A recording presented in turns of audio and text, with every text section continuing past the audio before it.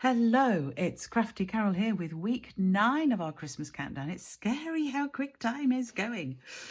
Anyway, I hope you've enjoyed the projects up to now. We're getting closer to Christmas now with postal strikes and things. I'm thinking perhaps cards aren't such a good idea because we all need to have done them by now. Still have to do some of mine, but hey. So today I thought we'd do a little gift box. Now, I love giving tea lights and things like that. I think they make nice little presents. And I quite like these battery operated tree lights, which I think just, can be nicer sometimes. So those are my tea lights. Dirty fingers again, look at that. And this is the box I've made to put them in. And it's just a simple lid opening box. And I have the tea lights in there and the lid just comes down and closes over the box like that. So without further ado, let's get on and I'll show you what I have used to do it. So the paper I have used is from, this is a very, it's a bit of a messed up bit. You can see all the bits in here. This is the painted Christmas paper. It's from the mini catalogue, still available until the end of this month. And it's just, again, as usual, really beautiful. It's got loads of different colours in. It's got these beautiful pine cones. It's got, let's get some of the paper. I've used a lot of the paper, so difficult. I'm using this paper actually for the box I'm about to make.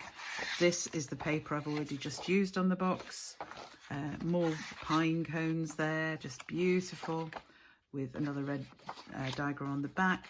These lovely hollyberry bits, I suppose, and little sort of, I don't know, they're pretty as well. All sorts of bits on all of these. Just lovely paper. And, I like that one. Should have used that. I like that. Anyway, lots of bits in the paper. Beautiful paper. Painted Christmas, that's called. Let me just get all of these bits out of the way and then we can get going properly with the project. So, what do we need to make this box? You need 2 pieces. You need a base card and you need a piece of DSP. And both of these are 4.5 by 7.5 inches. And all we're going to do is score at 1.5 inches on each side. So I'm going to use my scoreboard for this. Try and make sure it's actually in the vision. Bring it over so you can see.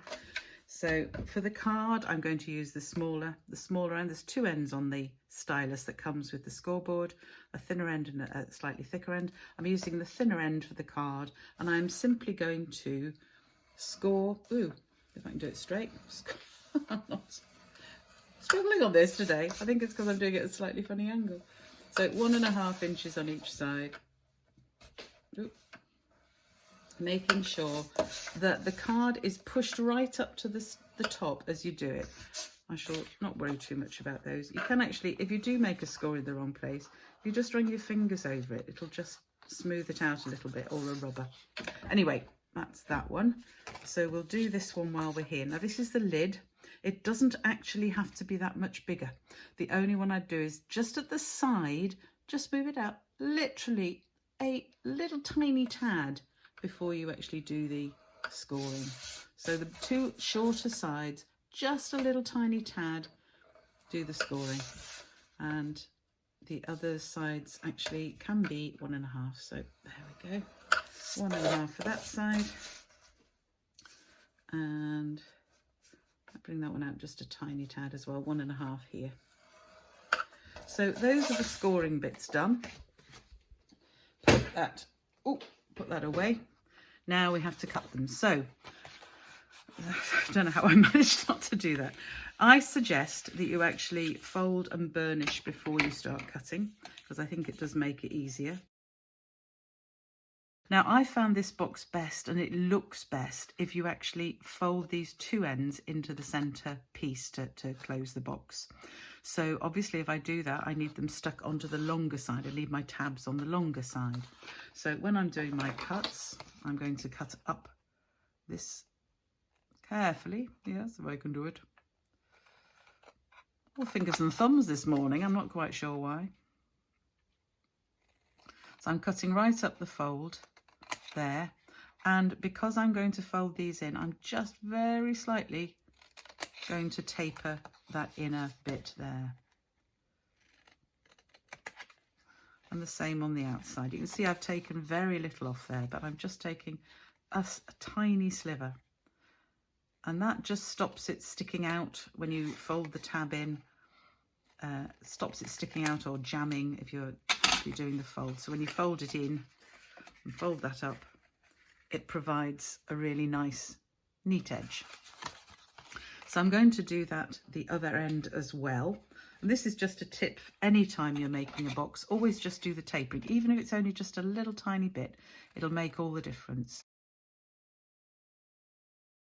So that is the box cut, and then it's simply a matter of making it up by gluing the ends. So we want to have, doesn't really matter, I think I want my bit where I've made the mess of the crease at the back, so I'm going to move this flap in last, which means I need to put glue on the other two flaps. And again, I'm using Tombow, always best for boxes, because you do not want to not have any wriggle room. Some people who are very good at these things would be fine with tape. I personally prefer the wiggle room of Tombow. So then the key here is to make sure, this is why I like the Tombow, because I want to just ease that so that it's exactly square. I've got my corners exactly square before I squeeze and make sure it's really well stuck. So I want to make sure all my corners are really square.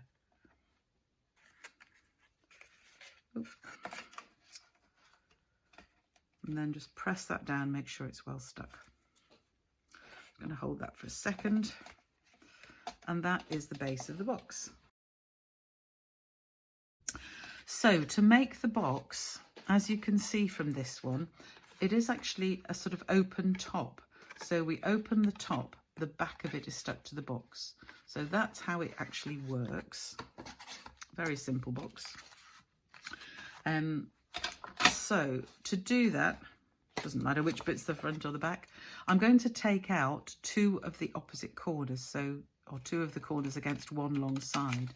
So I'm cutting on the outside of the fold because I need it to come out completely.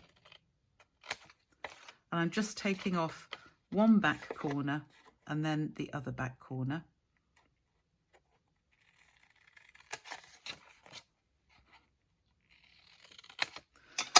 And that provides me the flap that sticks to the back of the box, and then the lid folds round over the box. So I now need to put a tab here, and I'm going to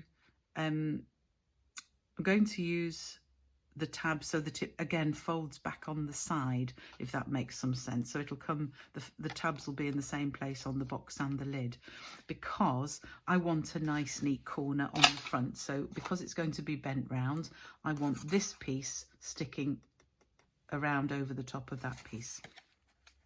So again, I am going to cut carefully up there and just take the tiniest sliver out of there. And the same the other end. So then I can stick these down like that. I'm going to stick them on the outside. But before we do any sticking of the lid, we need some sort of thumb notch. And you see how I've done it on here. And the reason is because the lid is the same size as the box, it'll just be awkward to open. People haven't got anything to hold unless we put a thumb notch in. And the easy way to do this, I'm going to measure, I know that's roughly 12 centimetres. So in fact, I can measure it and show you. So, oops, if we get the right end of the ruler. So the length is just under 12 centimetres, there we go. So all I'm going to do is put a little mark with a pen halfway along. I'm going to cut that out so it doesn't matter if it's pen or pencil because it's going to be cut out. And then I'm going to use one of my old retired punches. You could use a circle die or anything else, but it allows you to put it, anything round will do. It allows you to put the mark, can you see the mark? Just a very tiny mark in the middle. So you line that up with the centre of where you want your thumb notch to be, and then you know that that's in the middle and it's not funny off to one side or looking odd in any other way. So make sure you do a thumb notch before you do any sticking down. So now I'm going to stick the lid bit together. Now we finally have this bit to stick down. Now this is the back. We've already folded it that way. I like, before I stick it down, to fold it the other way, because we need this flap, this lid, to open both very easily and stay open for people to look at what's inside the box. So I make sure I've folded it both ways, so it's got a nice easy movement, if you like. And then all that remains is for us to stick that to the box and then decorate it. So let me just again put some Tombow over that back piece. And then, having decided which I think is going to be my best front, yeah, I don't like that fold in there, so that's going to be my front. So we're going to stick it to the back of the box here, and you just want to lay it down, and it, again, make sure it's nice and lined up. I haven't got it very lined up. Let's try that again. That's better. And then I can just squeeze that from inside as well, make sure it's really well fixed down. And there is my box. And you'll see that it actually folds and holds closed. Can't say that. Can you see that? And then we've got our thumb notch, so it's very easy to open. So I shall put my little tea lights in. So you can make what's the word I want? Less deep box, a smaller box upwards, smaller height box for proper, you know, if you wanted to use proper tea lights, which I have made some of those as well. But I do like these ones with batteries. So there is our box, and it just remains to decorate the top of the box. Now you'll see with this one that I've used some ribbon just wound round. I'll show you how to do that. And then I've used the 'Tis the Season sentiment, and that's from this Brightest Glow set. Beautiful set, got some lovely sentiments. So I've used 'Tis the Season. You could use Joy, Happy New Year if you're giving it for that. It's up to you, obviously, what sentiment you use, but I've already stamped that in my real red to match my paper. So I'm going to use these. Now I've discovered, because I just love putting things together, that these two punches really fit beautifully together. So it's the Label Me Fancy punch, which I've cut out for the 'Tis the Season, and then I'm going to cut out a background for Lasting Label. And I can't decide whether to do it in, I think I will do it to match the box actually. So if I want to match the box, I'm going to use crumb cake, because the box is crumb cake. Should have said that. So you just want to, I hope this is going to be big enough, this strip. Oh, it is, just. There we go. So, yeah, I think so. I'm going to use real red ribbon, so I think a real red back would be too much, so I'll keep with that crumb cake. I've already done the 'Tis the Season, and I'm going to stick that onto here using dimensionals. So just a couple of dimensionals on there.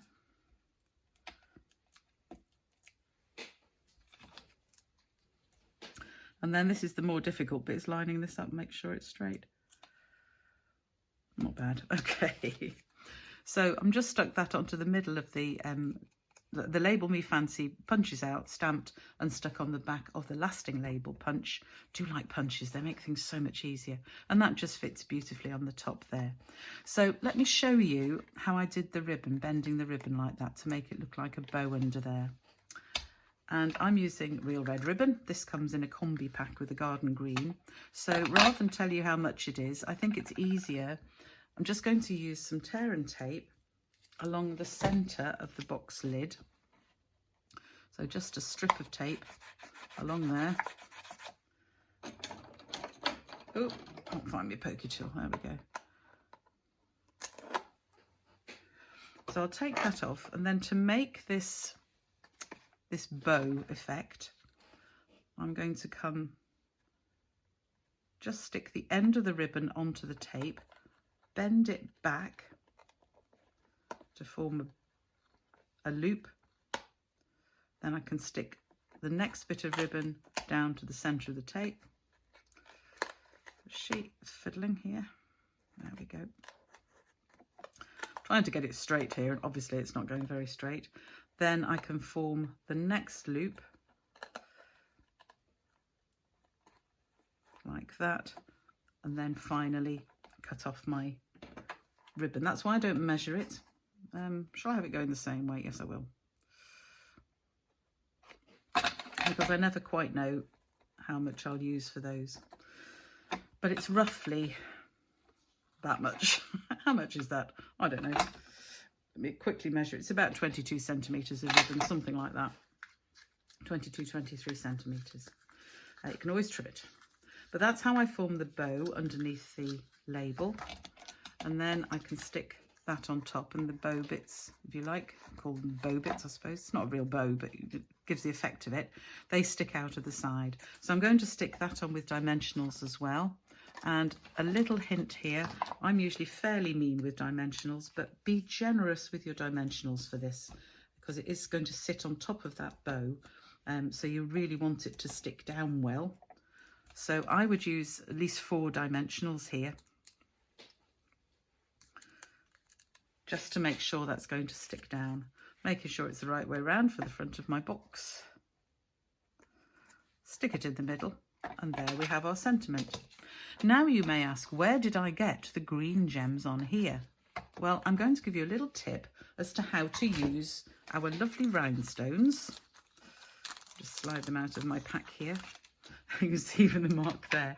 And what I've done is I've just used the Stamping Right markers, because you can colour your iridescent gems with your Stamping Right markers. You can't use alcohol blends. Sorry, but you can't. The alcohol blends just don't stick onto the colour, doesn't come onto the gem. But you can use these Stamping Right markers. So I'm just going to colour, I don't know, 2 or 3. Can you see? I show you that. Can you see how the colour has gone onto those two? Just put more on there. I could do a 3rd one. And that just colours the gems really nicely. So Stamping Right markers for this, folks, not your blends.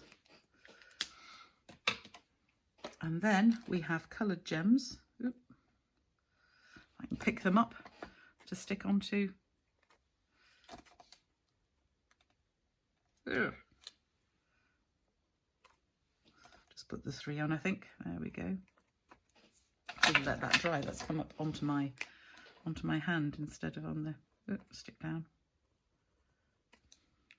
Wrong end. I was going to colour them again. I think I didn't leave it to dry, and it's come off on my finger rather than staying on the gem. Stick down gem. There we go. So there we have the coloured gems. Hope you can see the colour on those. It's nice. So green ones versus red ones. Which one do you prefer? I don't know. I like them both, but they'll still make nice little presents for my friends and family. If you'd like me to do anything special, then please do get in touch. And I hope you've enjoyed this. Please subscribe to the channel, share it with your friends. If you want all the measurements in centimetres, please go to the blog and you'll find all the instructions there if you've forgotten anything from this video. Thanks for joining me today. See you next week. Bye for now.